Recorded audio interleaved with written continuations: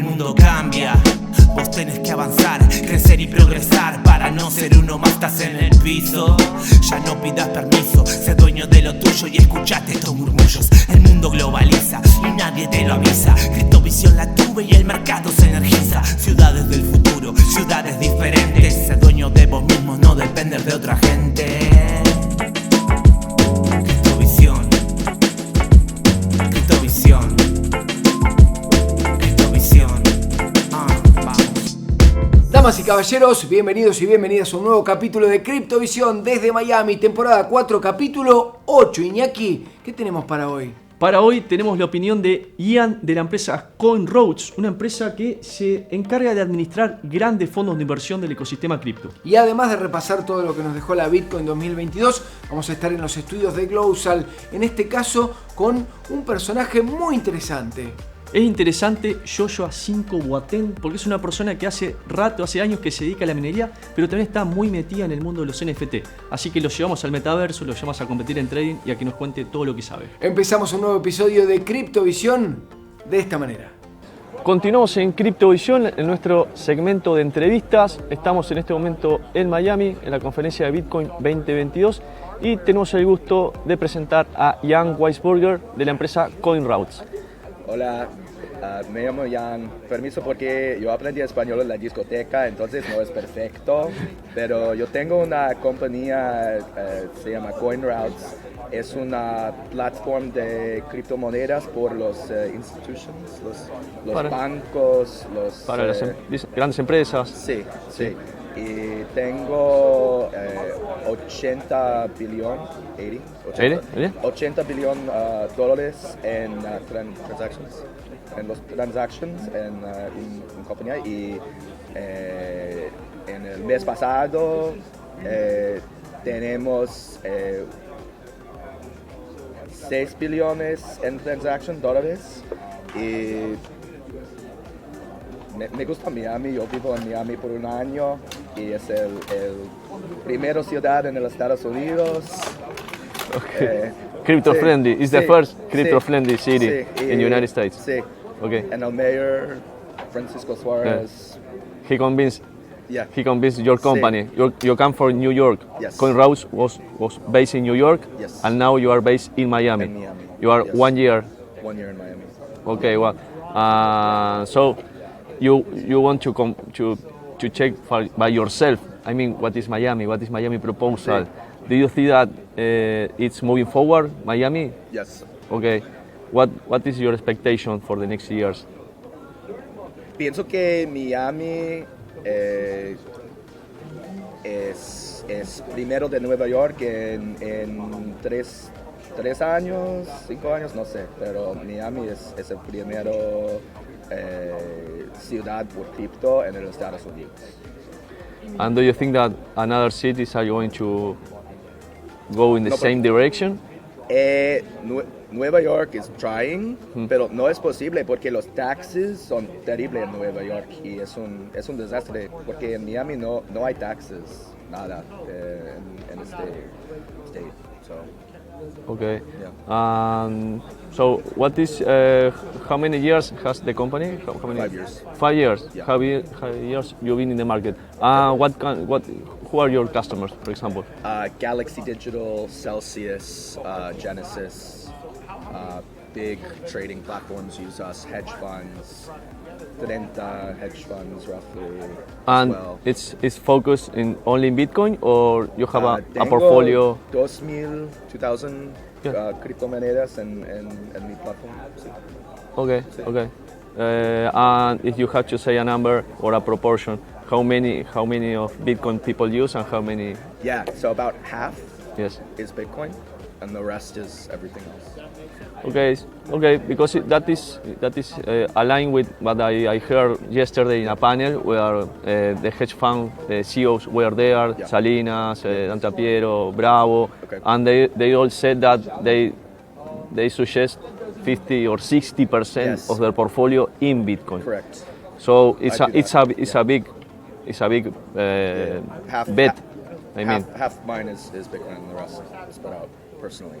so you are confident that Bitcoin is Yes. a value reserve Yes. and is going to grow a lot only because gonna of grow. scarcity. Yeah, 30% of the world don't have a stable currency, and so they need something like Bitcoin in order to store their value and make sure it's not going to go away, for sure. So, I mean, if you look at what happened in Canada, freezing the bank accounts, that can't happen with Bitcoin. I actually have a personal experience with this many years ago. I had a business, and my merchant accounts got frozen. And I was screwed. I had no way to process transactions, and so that's why that was one of the early reasons why I got involved in crypto. Yes, that is when we have had in Argentina a lot of experiences, similar experiences, and that is that in that moment one tend to think, I mean, is my money or is not my money? Because I had to ask permission to use it, permission to transact, and that idea or the idea that proposed Bitcoin is fixing that. Yeah, I mean, fixing you're that. from Argentina, exactly. You obviously believe. We have lived with inflation our whole life. I mean, I'm 40 years old, and I don't remember a year without inflation. It's I mean, new for us. It's America, new. It's new for US. How do you feel about that? How do you feel about that? I'm surprised it took this long, but here it is, and it's not going anywhere. It's here to stay. So it's not temporary. No. No. They will tell you this for a couple of years. It's temporary. Not temporary. It will not go. Okay, so your company has operations overseas, not only US. Yeah, so we have people in the UK and here primarily, like clients all over the world: Australia, Switzerland, the Netherlands, basically everywhere. Hong Kong, Singapore. Most of the Hong Kong people moved to Singapore actually. Okay. But yeah, all over. And what is the main goal of CoinRoads for the 2022? So right now we're only institutions, but we're in the process of launching a retail application so that individual traders can have the same tools that the big guys use, because we think that they should have access to that. Okay, and do you think that education is needed to be part of that experience? Yeah. I mean, if you're going to retail, Yep. people need to know what is Bitcoin and how to use it.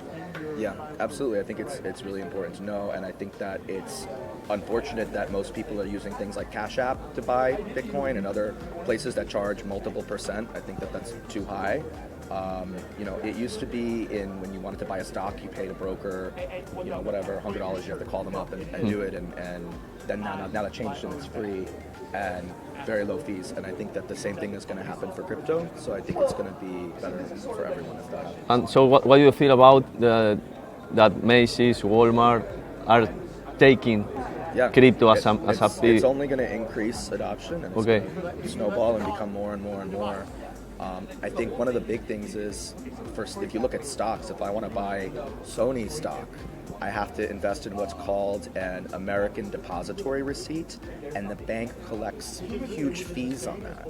And so I don't actually own the Sony stock, I own a receipt at a bank in the US that gives me a claim to a foreign stock. But with Bitcoin, one Bitcoin is one Bitcoin. It doesn't matter if it's here in Argentina, exactly, wherever it is, it's the same fungible instrument, and I think that's extremely powerful. And what about tokenized assets?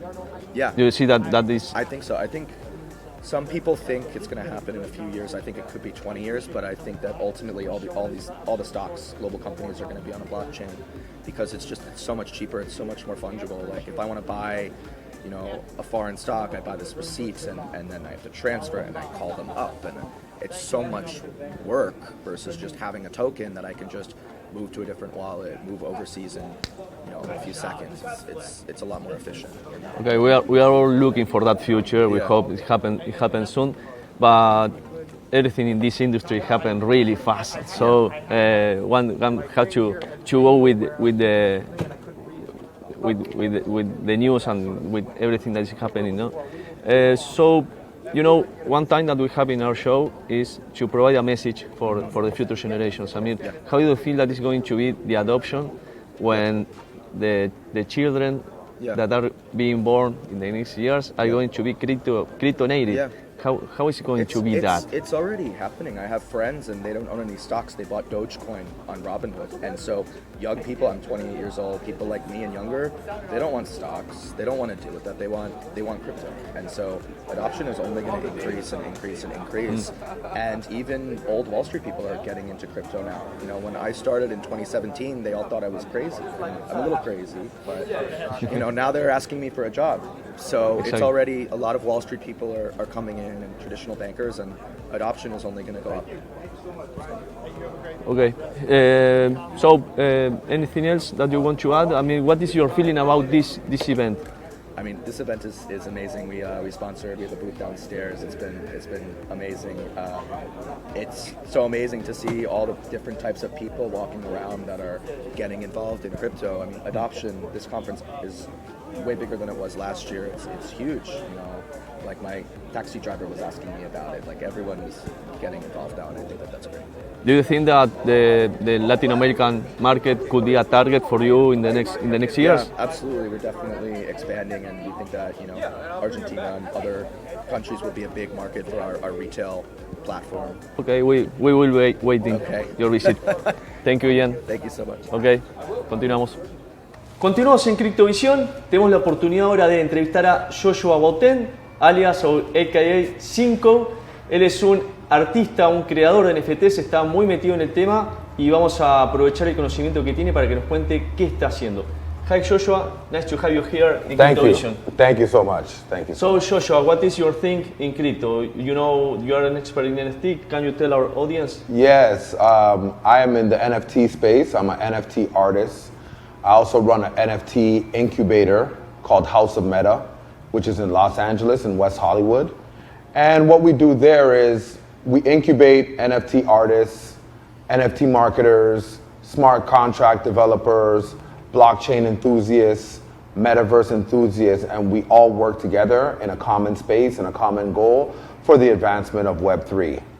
How long have you been doing this community? This community, we just opened last week at NFT LA week. So that was our grand launch. We had 3 days of panels and discussions, and then we ended it off with the first ever NFT awards that was done in Los Angeles. So we just launched basically 2 weeks ago, but we've been working on the project for about 4 months. Okay, and in LA there is a big community about crypto? Yeah, there's a big community. It's a lot of the people from the music industry, fashion industry, real estate, everybody's very excited about what's happening in Web3 and crypto. So a lot of people are switching over, and now we've given them a brick and mortar location where they can come and actually network with us and whatnot. Because as you know, with crypto and the metaverse, everything is usually online, right? So I think that's the game changer with the 𝗪𝗪𝗪𝗏, that everybody can come to one place and enjoy and work together. And how do you approach this artist? I mean, how do you approach people that maybe they don't have idea what is crypto, what is blockchain, what is NFT? Correct. Very good question. So we have seminars at our location, and we're planning to start doing weekly seminars where we could educate people, normal people, and then companies as well that want to onboard themselves into the metaverse. There's a lot. We're all learning every day. Nobody right now is a quote-unquote expert. This is like getting in on the .com boom in the early 90s. So I would advise anybody that's listening to me, it's like, don't be shy, get involved in Web3, because this is the future.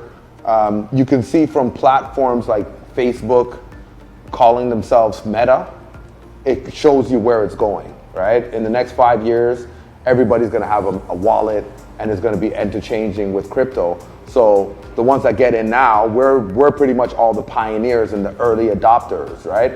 We're like the first ones that got to California for the gold rush, etc. So it's time to just get involved. Mm-hmm.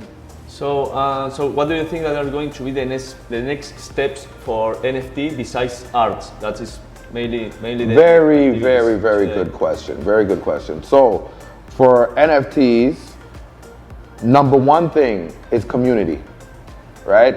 That is the overall theme that I've seen, the overarching theme that I've seen from NFT LA, NFT Miami, and all the conferences.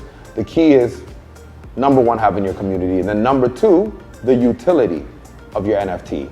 So last year, you could have got away with just selling art, right? Because the NFT space was very new and projects were coming in.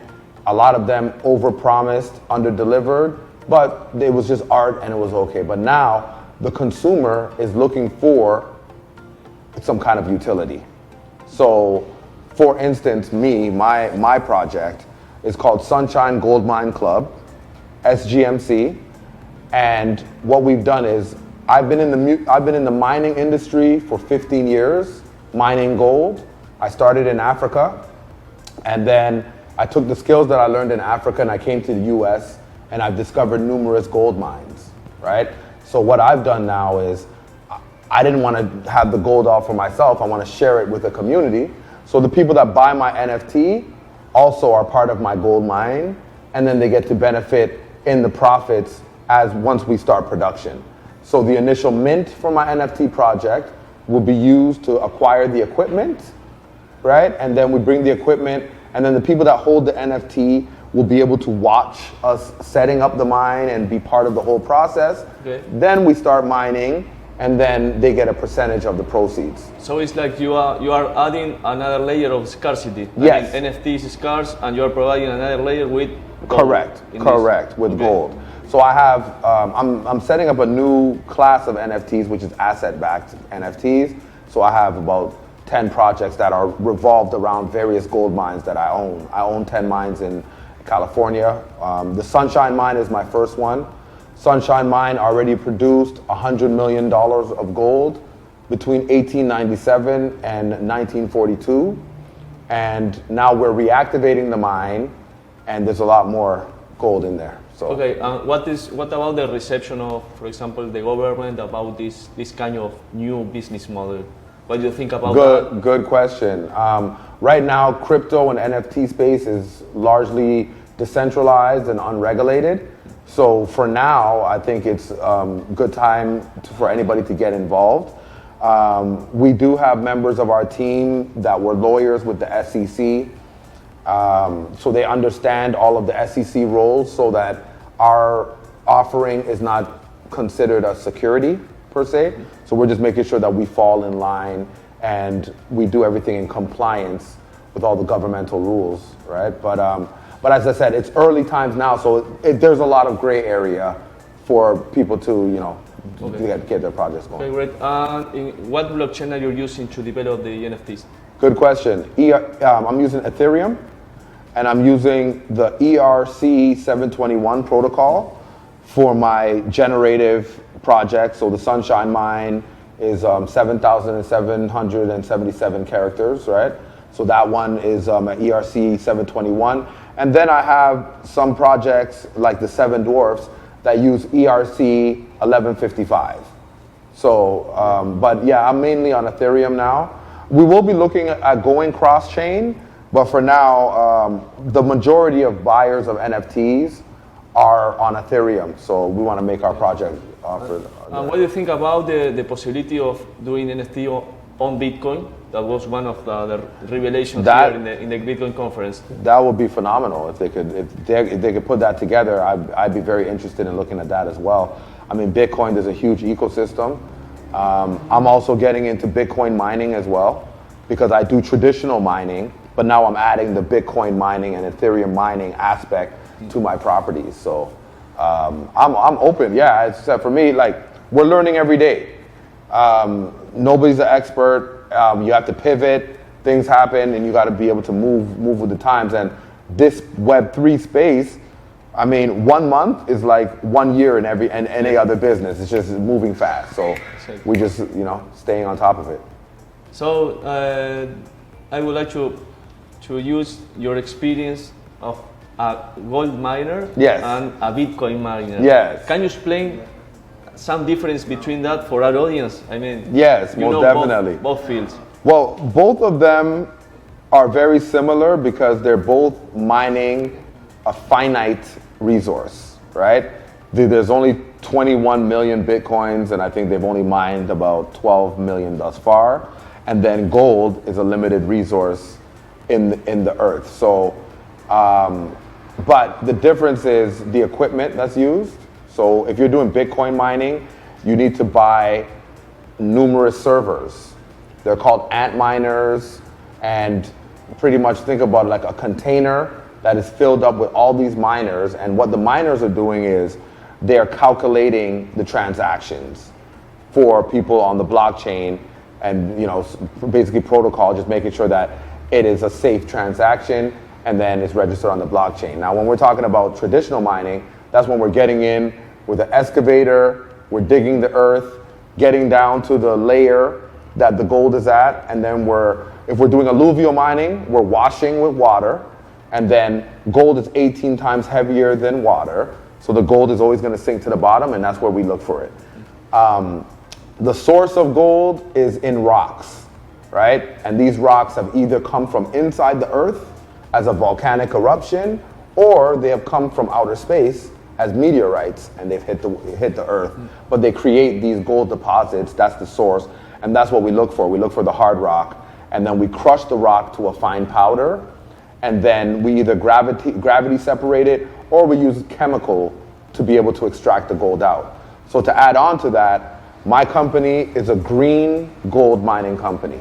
So our method of extraction uses a chemical called lithium, which is not harmful to the environment and actually works twice as fast as the poisonous cyanide or mercury. So we're also reintroducing a new mechanism for extraction, and that we're going to bring all over the world, to Latin America, to Africa, where the miners, especially artisanal miner, will be able to mine at a higher level, utilizing our product and be able to get more gold out. So. Okay, right. So you think that U.S. may become the mining, major miner of Bitcoin? Yes, I 100%. I think U.S. is poised for that. We have very, very, very good prices on power in many states, and I've talked to a few huge miners in the space, and all of their eyes is on the U.S. So I think U.S. is definitely going to do wonders. And then it's also an opportunity for other countries now to harness their power. Like, think about Latin America and Africa, where we have all of this solar power. If we can harness that solar power and then start mining Bitcoin and Ethereum, that will help for infrastructure development in all of these respective countries, right? These countries are third world countries, but now they could end up being first world because of the resources. Okay, great message, Joshua. And if you're there, I would like to invite you to have an experience in the metaverse. I'm ready. Okay, let's do it. Perfect. Desde Criptovisión queremos invitarte al metaverso con llave Coin y llave World. Bienvenidos al metaverso de la música y el arte.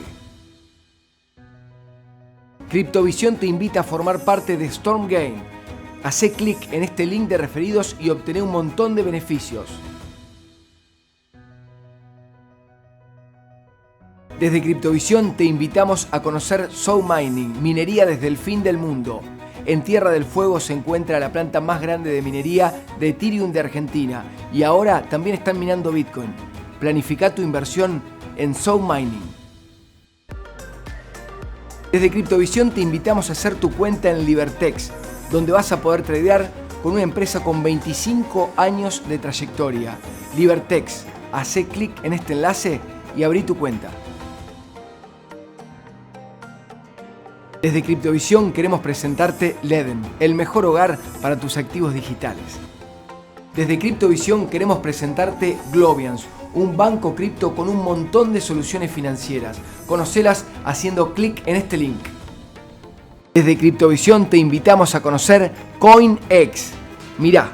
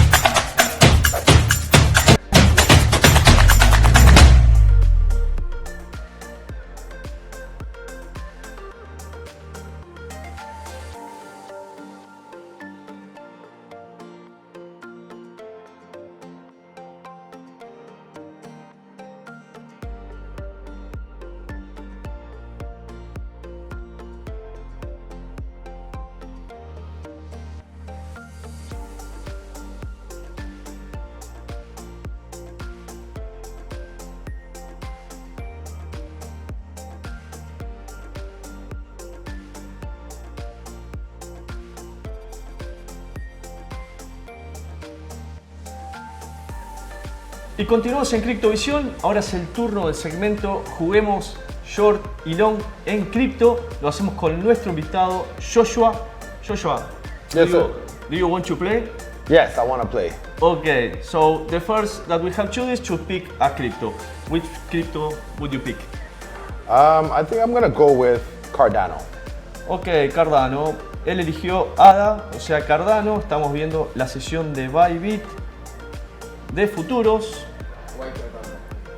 Why? My reasoning for Cardano, a lot of people that I work with in the crypto space have invested into Cardano, so I think that's what I want to go with. Got a lot of good recommendations, so let's see if those recommendations are correct. Okay, so ADA is. Okay, let's see what people are looking here. Yep. They are looking at chart. We have some indicators. We have EMA. We have volume. We have RSI. We have DMI. And what is your intuition about this? You think that ADA is going up or down? I'm going to go with up. Up. Okay, so let's set an operation. We are looking at the horizon of time. We are looking 1 minute. 1 minute. Okay. Okay, so it's going to be a challenging operation. Let's see. Let's set it. I mean, you said that it's going up. Okay, so you are a bull. I'm a bull. ADA. I'm a Okay. bull. I'm 100% bull. Okay. So let's open the position. The chronometer, the timer is ready. Let's open that. We confirm that, and it's running. Okay, let's see Come on, what baby. about the next candle. That is, if it is green, Josh is right. If it is red, Josh is not right. So let's see. We have 45 seconds still. So Alright. Josh. Cardano. Let's see. Cardano. let's see. You have to do more. You have to do more than that. You are 6% down. Oh, I'm So, down. Let's see. Let's see. Come on.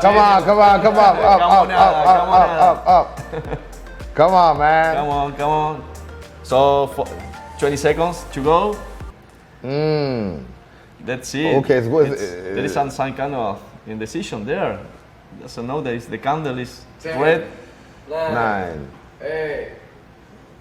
So 5, 4, 3, 2, 2, 1. and that's it. And I'm sorry for you, but Come on. the market said The market said no. the bear The bear won. won. The bear won. Hey, you can't win them all.